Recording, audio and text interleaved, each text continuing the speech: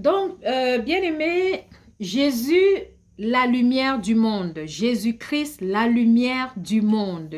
Alléluia. Donc, Jésus se présente. Comme nous venons de briefer, Jésus se trouve à la fête des tabernacles. Nous l'avons vu au chapitre 7, nous l'avons vu au début du chapitre 8. Nous le voyons encore aujourd'hui au chapitre 8 à partir du verset 12 au 29. Jésus se trouve à la fête des tabernacles. Et au cœur du temple, pendant la fête des tabernacles, il y eut un moment où d'immenses lampes illuminaient la cour pour rappeler la colonne de feu dans le désert. Alléluia. La colonne de feu dans le désert, c'est la colonne qui accompagnait ou qui éclairait le peuple d'Israël à leur sortie d'Égypte. Donc, pendant la fête des tabernacles, les immenses lampes sont allumées en mémoire pour se rappeler de ce moment de libération. Alléluia. Et en ce moment même, Jésus déclare, « Je suis la lumière du monde. » Je suis la lumière du monde. Jean 8, 12. Ça me rappelle encore la partie pendant la fête du tabernacle au chapitre 7 où Jésus a déclaré a crié dans la foule pendant la rituel d'eau. Alléluia. Pendant le moment où on faisait les rituels avec de l'eau. Alléluia. Jésus s'est écrié dans la foule que quiconque a soif, vienne à lui. Vienne à lui. Alléluia. De la même façon, il a déclaré, pendant que les lampes ont été allumées, il a déclaré en disant qu'il est la lumière du monde. Il est la lumière du monde. Il ne dit pas, bien-aimé, je vous montre la lumière, ou alors la lumière, je sais comment arriver à la lumière. Non, il dit simplement, je suis. Je suis. Alléluia. En disant je suis, bien-aimé, Jésus fait allusion. Il nous ramène en arrière dans Exode chapitre 3, verset 14, où Dieu dit, je suis celui qui est. Il dit je suis. Alléluia. Je suis qui je suis. Et il disait ça au moment où il a appelé Moïse. Il a appelé Moïse en l'envoyant en Égypte pour libérer son peuple. Et Moïse lui dit, Seigneur, quand j'irai là-bas, je dis, que dirais-je? Que dirais-je? Je dirais que qui m'a envoyé? Et le Seigneur, nous voyons en ce moment la révélation du nom de Dieu. Alléluia. Je suis. Le Seigneur lui dit en ce moment, dis-leur que je suis, c'est je suis qui t'envoie. Je suis, il est. Et Jésus nous rappelle encore ici, dans l'évangile de Jean au chapitre 8, qu'il est. Il est la lumière du monde. Il est la lumière du monde. Alléluia.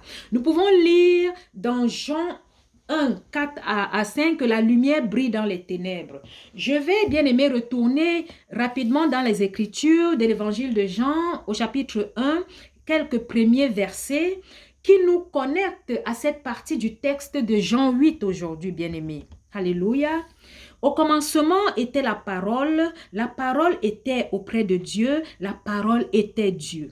Elle était au commencement auprès de Dieu. Tout est venu à l'existence par elle. Donc, c'est la parole qui a tout créé, bien-aimé. Alléluia. Tout est venu à l'existence par elle et rien n'est venu à l'existence sans elle. Ce qui est venu à l'existence en elle était vie. Et la vie était la lumière des humains. La lumière brille dans les ténèbres et les ténèbres n'ont pas pu la saisir. Alléluia. Donc Jésus nous ramène encore dans ce passage où il déclare aujourd'hui qu'il est la lumière du monde. La lumière brille dans les ténèbres, bien-aimés. Quand la lumière brille, bien-aimé, il n'y a plus de ténèbres, il n'y a plus d'obscurité.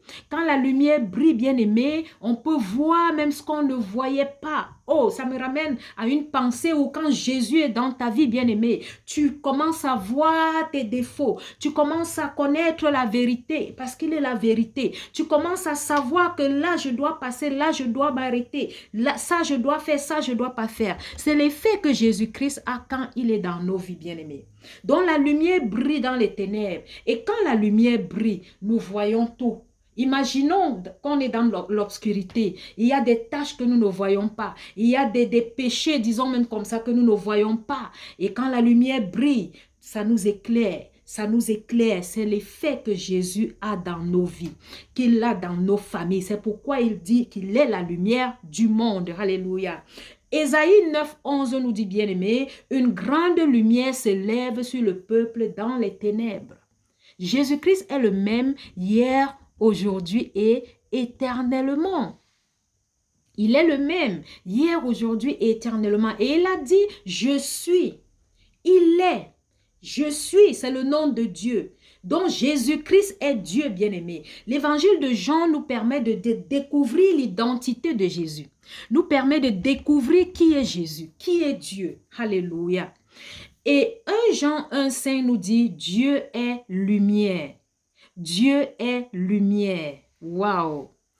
Donc, Jésus révèle ici qu'il est Dieu venu apporter la lumière. Il est Dieu venu, qui s'est fait homme, qui s'est fait chair, pour venir nous éclairer, pour venir nous montrer le chemin. Aïe, aïe, aïe, aïe, aïe. Il est Dieu, Jésus-Christ. Et il dit, celui qui me suit ne marchera pas dans les ténèbres. Donc, celui qui suit Jésus ne marchera pas dans les ténèbres. Alléluia. Jésus nous promet que celui qui le suit, et il tient à cette promesse, celui qui le suit ne marchera pas dans les ténèbres.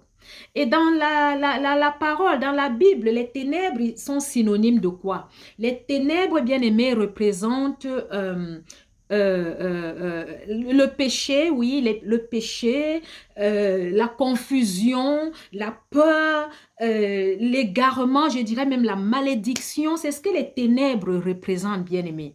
Les ténèbres représentent l'obscurité, la confusion. Quand tu n'as plus de chemin, tu ne sais plus quel chemin emprunter. Tu te trouves dans les ténèbres. Et la lumière dont Jésus déclare qu'il est représente la vérité, la vie, alléluia, le chemin. Parce que quand la lumière est claire, tu peux voir et tu peux savoir que non, là, il y a du danger. Là, je dois me placer et là, je ne dois pas me placer, bien-aimé. Quand il y a la lumière, alléluia, le chemin est clair, le chemin est précis, alléluia. Donc, Jésus nous fait savoir qu'il est la clarté, il est la vie, il est la liberté. Il vient nous libérer, il vient éclairer nos vies.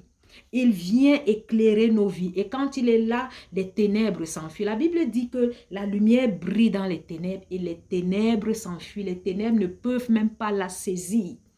Alléluia. Ou alors dominer. Bien-aimé, Psaume 119, 105 nous dit que la parole est la lampe à nos pieds. La parole est la lampe à nos pieds. Alléluia. Et autrefois, nous étions ténèbres. Autrefois, quand nous n'avions pas Jésus dans nos vies, quand nous étions encore dans le monde, appelons ça comme ça, parce que Jésus a dit aussi dans ce texte qu'il n'est pas de ce monde, qu'il est d'en haut et que les pharisiens qui étaient contre lui sont d'en bas. Alléluia. Qu'il n'est pas de ce monde, mais eux, ils sont dans ce monde. Ça veut dire quoi? Que ceux qui sont contre Jésus sont de ce monde. Ceux qui en veulent à la vie de Jésus sont de ce monde. De la même façon, ceux qui en veulent à ta vie en tant que chrétienne sont de ce monde. Mais toi, tu n'es pas de ce monde. Toi qui suis Jésus-Christ, tu n'es pas de ce monde. Toi qui as accepté Jésus dans ta vie, tu n'es pas de ce monde. Tu es d'en haut. Wow, tu es d'en haut et eux, ils sont d'en bas. Ceux qui t'en veulent sont d'en bas. Ceux qui veulent après ta vie sont de ce monde. Alléluia. Et avec Jésus-Christ, ils fuient parce qu'ils sont dans les ténèbres. Jésus-Christ brille, éclaire, alléluia, brille dans ta vie et les ténèbres s'enfuient. Les ténèbres s'enfuient. Alléluia. Parole du Seigneur. Donc, nous sommes appelés, nous sommes sortis ou alors appelés des ténèbres à sa merveilleuse lumière, à sa gloire. Nous sommes appelés à sa gloire. Nous sommes appelés, sortis des ténèbres, hey, pour s'asseoir à la table des grands. Il dresse une table pour nous, bien-aimés. Il a dit, je crois, dans Jean 14, qu'il s'en va et qu'il viendra lui-même nous chercher, afin que où il est, que nous soyons aussi. Afin que où il est, que nous soyons bien-aimés. Waouh! Donc, suivre Jésus, bien-aimé, c'est avoir une nouvelle direction, une nouvelle vie. Une nouvelle direction, une nouvelle vie. Jésus a dit à Nicodème au chapitre 3 que nul ne peut accéder au royaume des cieux ou alors à la vie éternelle s'il ne naisse de nouveau. C'est-à-dire s'il ne naisse d'eau et d'esprit. Waouh!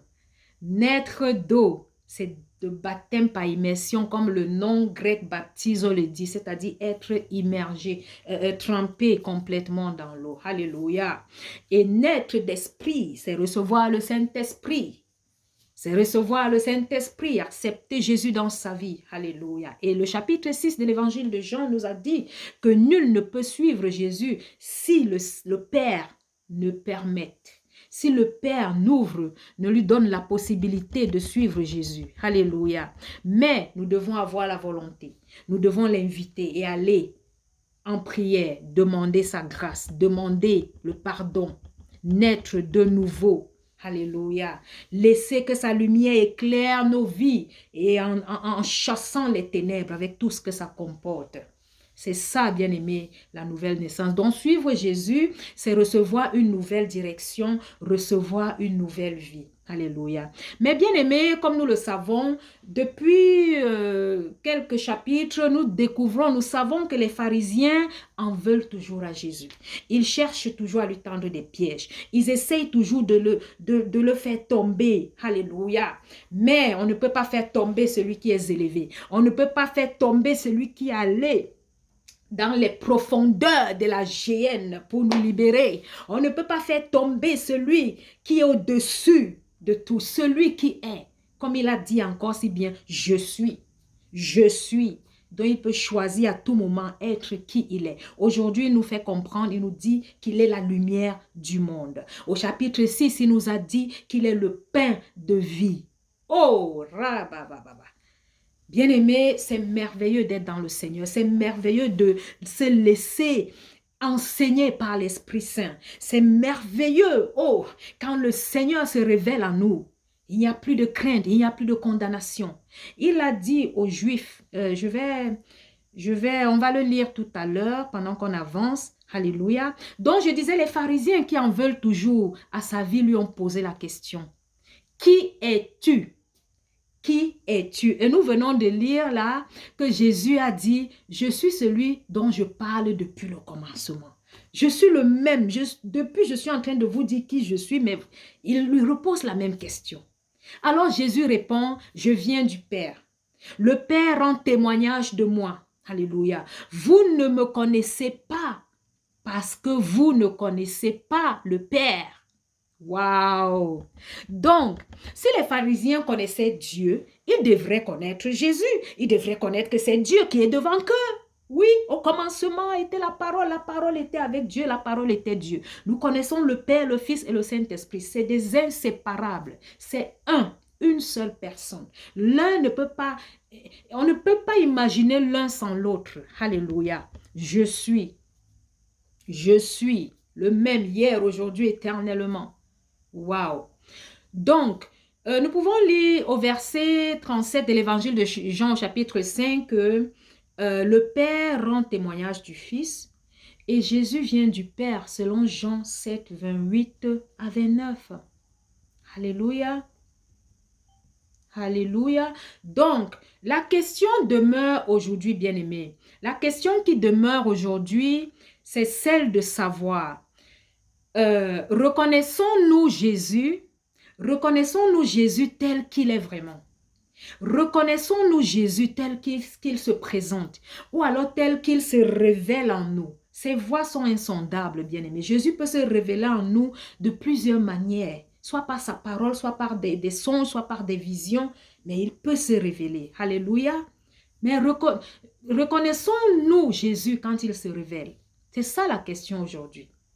Et Jésus, au verset 24 du chapitre 8 de l'évangile de Jean, nous dit, « Si vous ne croyez pas que je suis, vous mourrez dans vos péchés. » Donc, si on ne croit pas que Jésus est, par exemple, la lumière du monde, ou alors le pain de vie, ou alors la source d'eau vive, la source d'eau, ou alors le commencement et la fin, pas seulement de l'univers tout entier, mais de chacun de nous.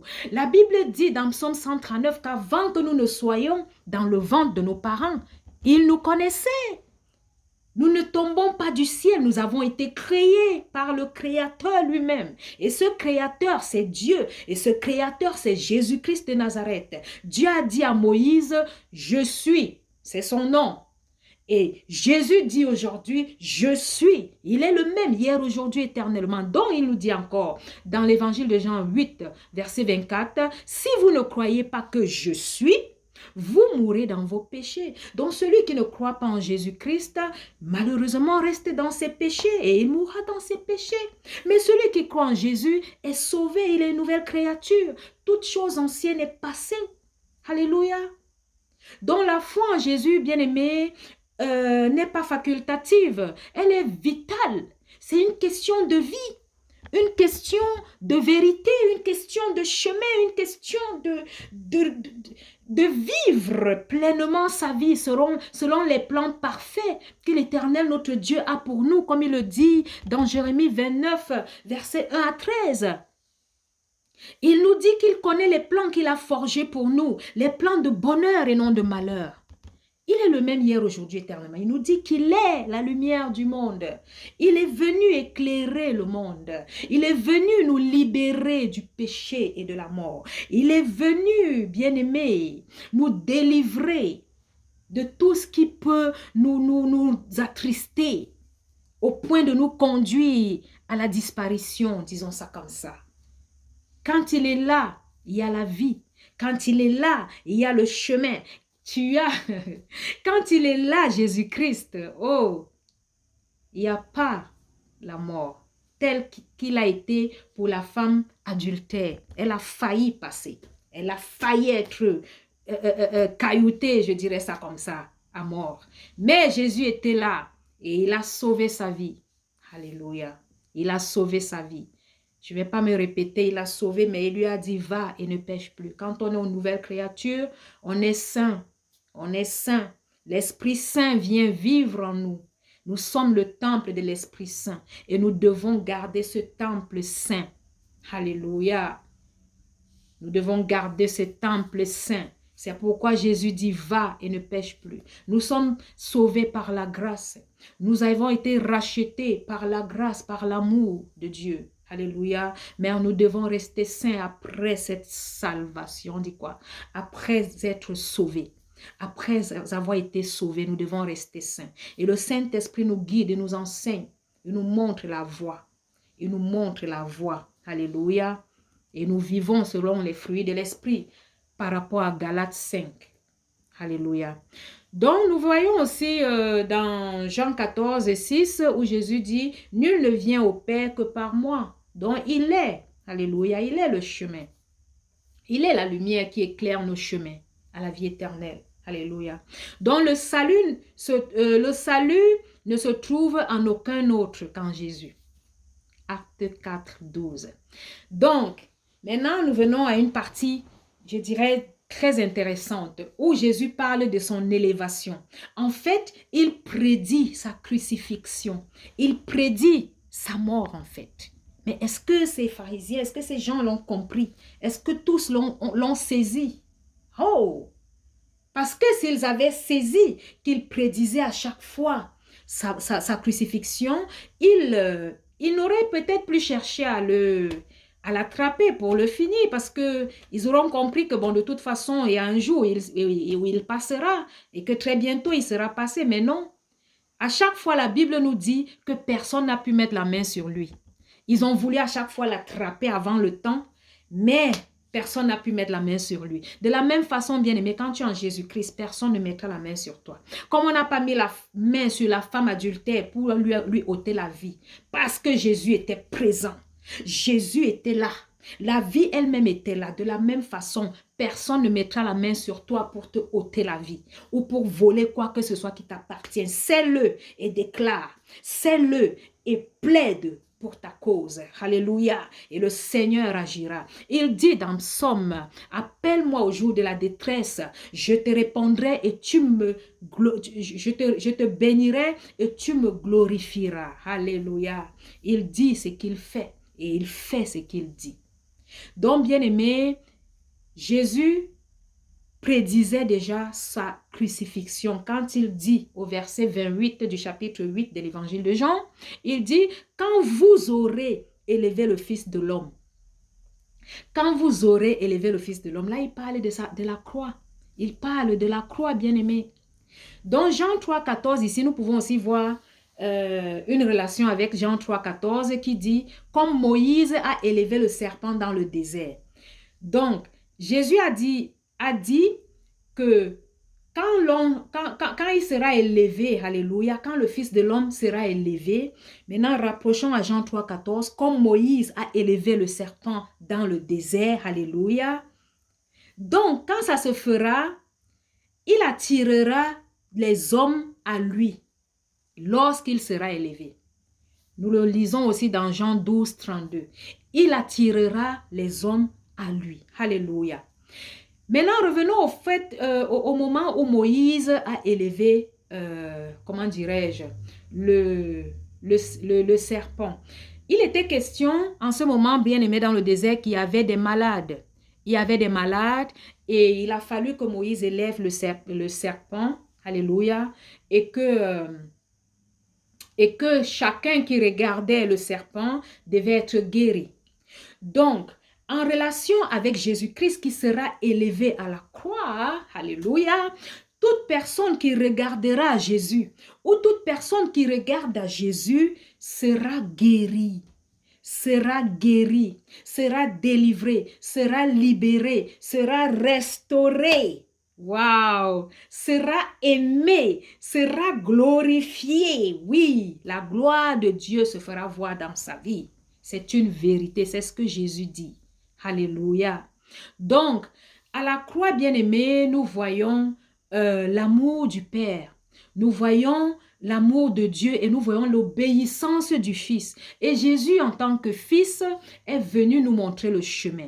Donc, tel qu'il a obéi au Père, alléluia, tel qu'il a obéi au Père, nous devons lui obéir, nous devons obéir à sa parole, à ses enseignements.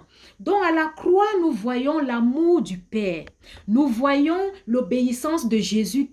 Et nous, en tant que ses disciples, ses enfants, nous devrions faire la même chose. Et la lumière, en même temps, qui a vaincu les ténèbres. Bien-aimés, qu'est-ce que la Bible nous dit quand Jésus a été crucifié? Qu'est-ce que la Bible nous dit? Nous pouvons lire que pendant 3 heures, 3 bonnes heures, le chiffre 1, 2, 3, pendant 3 bonnes heures, alléluia, il y a eu les ténèbres. Il y a eu les ténèbres partout, dans l'obscurité. Imaginons des personnes qui étaient là, en train de le regarder être crucifié ou alors en train d'attendre je ne sais quoi, totalement dans les ténèbres, totalement envahi par les ténèbres. Waouh! En ce moment, bien-aimé, ce qui me vient à l'esprit, c'est que c'est le moment où Jésus combattait. Il est venu dans les ténèbres pour vaincre les ténèbres dans nos vies obscures, pour nous délivrer des ténèbres. Il dit aujourd'hui encore qu'il est la lumière du monde. Il est la lumière qui brille dans les ténèbres. Et les ténèbres ne peuvent pas le saisir, bien-aimé.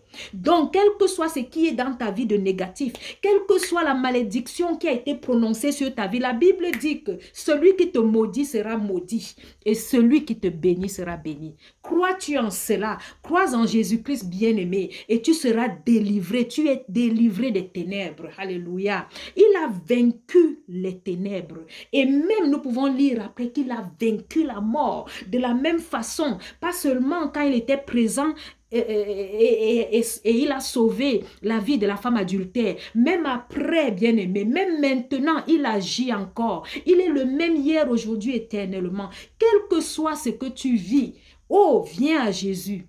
Viens à la croix, Seigneur, dis-lui que tu as vaincu la mort. Je ne veux pas mourir, je ne peux pas mourir.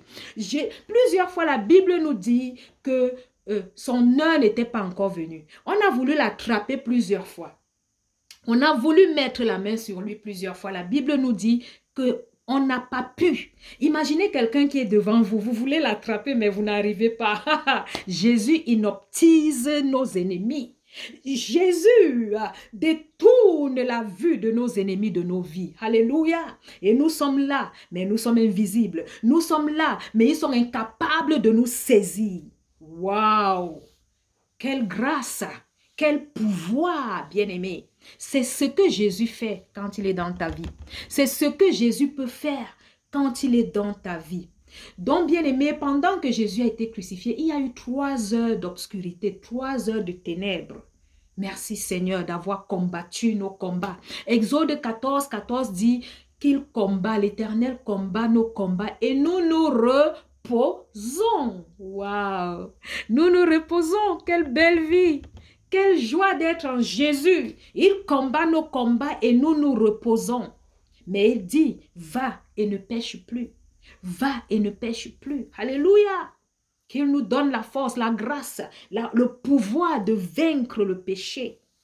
Il a tout accompli à la croix. Donc il y a eu 3 heures de ténèbres et en même temps, le rideau a été déchiré. La Bible dit que le rideau du temple a été déchiré. Oh Seigneur, bien-aimé, nous pouvons lire dans la Bible que le temple était constitué de 3 compartiments. Le premier était l'endroit des sacrifices et tout ça. Et ensuite, il y avait un deuxième compartiment. En tout cas, la Bible nous dit que pendant que Jésus a été crucifié, le rideau a été déchiré. Qu'est-ce que ça veut dire? Ça veut dire qu'avec la mort de Jésus à la croix, la porte au Seigneur, la porte comment dirais-je, la connexion de toi à Dieu a été établie. Il a tout accompli. Il n'y a plus d'intermédiaire. Tu peux parler au Père et il t'écoute. Tu peux parler au Dieu d'Abraham, d'Isaac et de Jacob. C'est le Dieu que moi j'adore. Alléluia. Il te répond. Il dit, appelle-moi au jour de la détresse. Je te répondrai et tu me glorifieras. Il est le même hier, aujourd'hui, éternellement. Il dit ce qu'il fait, bien-aimé. Donc le rideau a été déchiré. Jésus est venu tout saccager, ce qui nous empêchait d'entrer directement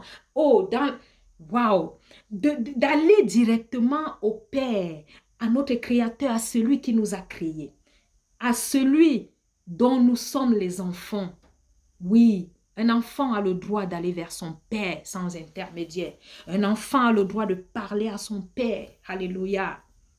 Merci Seigneur Jésus. Donc il y a eu 3 heures de ténèbres. Il y a eu le rideau qui a été déchiré pour nous montrer le chemin. Jésus-Christ est le chemin. Il est venu frayer le chemin.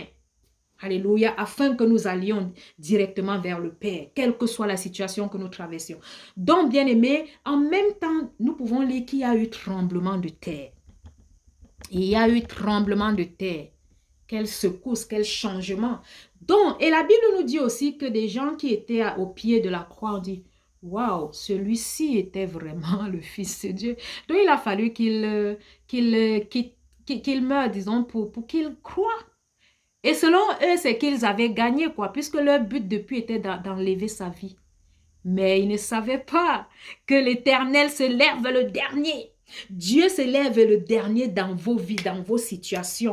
Quel que soit ce que tu traverses, viens au Seigneur. Il dit, venez à moi, vous tous qui êtes chargés et fatigués, je vous donnerai du repos. Viens et tu expérimenteras la joie, l'amour, la paix, la gloire. Oui, c'est possible. Alléluia. Il n'y a plus de condamnation. Il n'y a plus de classe sociale en Jésus-Christ. Il y a l'amour inconditionnel. Il peut te connecter à un amour inconditionnel. Mais écoute-le, suis le Saint-Esprit. Écoute, suis-le. Suis-le. Il a dit encore ici que si on ne le suit pas, on meurt dans nos péchés. Alléluia. Donc, bien-aimé, à la croix, on voit l'amour du Père, l'obéissance du Fils et la lumière qui vainc les ténèbres. C'est ainsi que Jésus vainc nos ennemis. Il vainc toute situation qui essaye de nous, comment dirais-je, de nous déconcentrer, de nous disperser, de nous distraire. Focus on Jesus Christ. Focus on Jesus Christ. Et les yeux fixés sur lui. Alléluia. Bien-aimé, pour conclure, pour finir, je dirais que Jean 8 nous rappelle 3 vérités essentielles. Alléluia. Jean 8 nous fait savoir que Jésus est la lumière du monde. Celui qui le suit quitte les ténèbres. Celui qui le suit a la vie. Celui qui le suit est délivré. Il n'est plus jugé. Il est une nouvelle créature. Oh, il est né de nouveau. Que le mot né de nouveau ne nous embrouille pas. C'est ce que la parole dit. Il est born again. Yes. Né de nouveau. Alléluia. Donc, celui qui croit en lui reçoit la lumière de la vie. Reçoit la lumière de la vie. En Jésus. Oh, Jésus nous dit encore donc aujourd'hui, suis-moi et tu auras la lumière de la vie.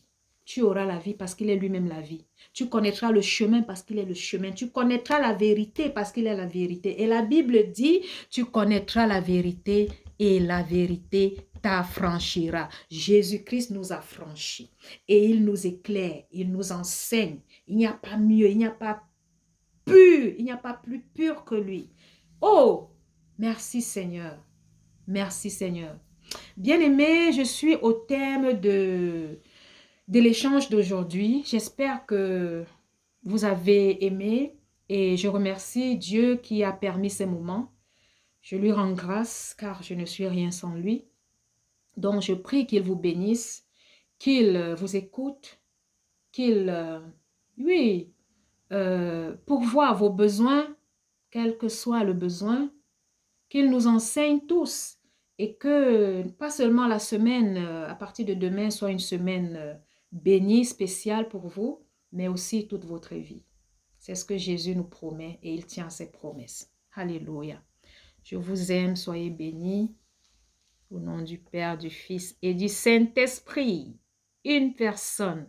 Amen, amen, amen.